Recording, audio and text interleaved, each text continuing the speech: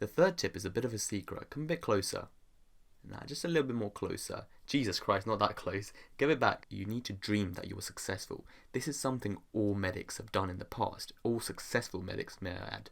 And if you're not dreaming that you were successful, scoring those 900s, 1000s, even if it's not physically possible, if you're not dreaming about that, how are you going to score that in real life?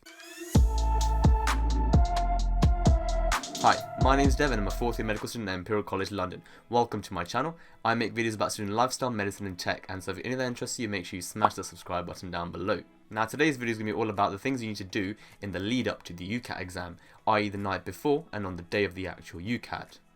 My last video is about me debunking some UCAT myths, and if you guys haven't seen that, I will link it in the description down below and also over there. And also in this series was my personal statement video, which I will do the same over there and over there. So make sure you go check that out if you already haven't. And as with all my other videos, timestamps will be in the description down below and chapters on the video, so you can always scrub along to whatever part you're interested in. And without further ado, let's jump straight into the video. The first thing is to not get too crazy about the things you're going to eat the night before the exam. Remember, you've got an exam tomorrow, and the last thing you want is to be rushing to the toilet because you got lazy the night before and decide to order an Indian or something. Try and eat foods that you're familiar with, things that you've had in the past, and things that you know are definitely not going to make your stomach upset. Try and get a family member to cook some foods for you, or if you're cooking yourself, try and cook something quick and easy so you can focus on what's important at the current time, and that is smashing that UCAT the next day. The next thing you need to do is quite simple, but it's to sleep on time. I get carried away where if I've got an exam the next day, I'm going to stay up very late and then try and cram everything and learn stuff that I wasn't able to cover before. But in the long run, that's just going to do the opposite thing. That's going to make you forget. It's a lot better to wake up earlier in the morning and then try and practice rather than do it the night before until a very late hour like 3-4 p.m. a.m. 3-4 a.m. I'm not staying up that late. You're going to be feeling all groggy, and then that's going to impact your performance. So make sure you sleep on time, people. Now that you've physically woken up, you need to wake up your mind, and this can be done by many different techniques like having a cold shower, meditating, yoga, whatever you're into, listening to music, I don't know. But the thing with music is you want to be careful with it, because if you're listening to some banging tunes like Cardi B or something, you don't want to be humming the tune for that in the exam. So be very careful with music. If it's something catchy, then that's something you definitely don't want to do. But the main idea is to do an activity that you're comfortable with, that you've done in the past, something that wakes you up, and gets you more in the mood to perform well. And that could be something like doing questions, reading the news, anything that kind of gently eases your mind into a study mode. Now the fifth thing, you've probably already done this 50 million times, but it's not going to harm to do it one more time, and that is to double check the date and time of the exam, just to get that satisfaction and reassurance that you're having the exam the time that you think you're having the exam.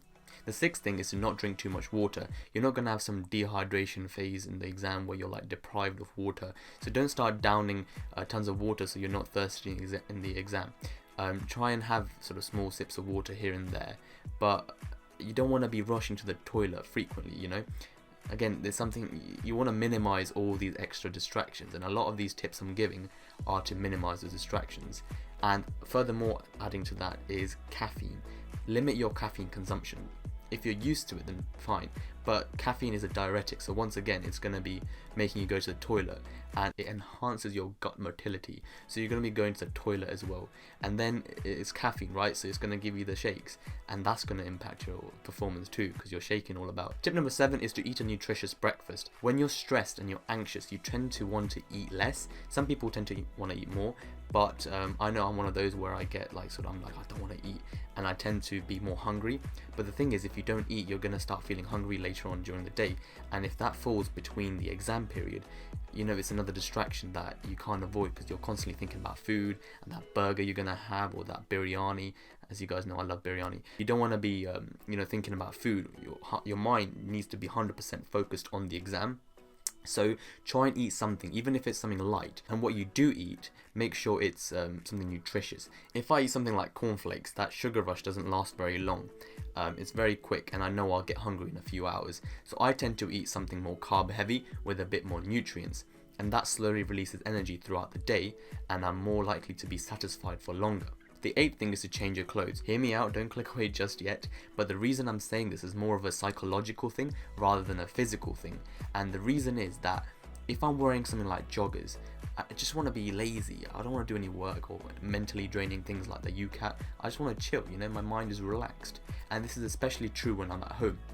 And as the UCAT, or the UCAT as it's now called, is at home, or it can be taken at home now, this is even more important. I'm not saying to not wear something comfortable. You can wear joggers if you want, but what I am saying is don't wear something that you were asleep in, because your mind is going to be like, oh, I'm still tired, I'm still in the sleepy mode. If you change clothes, it just makes you feel a bit more fresh and physically awake, even if practically it didn't make a difference. But the main idea is to be comfortable and still be able to focus at the same time by wearing something that your mind doesn't associate with relaxation or being asleep. The ninth thing is to know when to stop revising. There comes a point where revising or doing questions is really pointless, so you need to know when your limit is. Now, I'm one of those that will be revising on the way to the actual place. That may be you, that may not be you, that's up to you, but just know when your limit is, because if you're going to be banging out all these questions before, you don't want to mentally drain yourself, and so when you get to the exam, you're all like, oh, you're already sick and tired of doing these questions. To be honest, you probably are sick and tired because it's been like weeks since you've been doing these questions. Before you leave your house, you need to make sure that you have these things, and they are some kind of ID like a passport or a driving license, an email from UCAT saying that you actually have the UCAT on that day, and an address and a phone number that you can contact in case of any issues. And they say that you need to arrive there about half an hour early before your check-in time, but I would recommend you to go maybe a little bit further and try and be like an hour early. It's very important that you're there on time, because if you're slightly late, if you're like, I think it's 15 minutes late or something, then you can't actually do the exam. So make sure you're on time. It's very, very important. And that brings it to the end of the video. I hope you guys did enjoy. If you did, make sure you drop a like down below and comment as well that you love the video. Subscribe for more future content like this.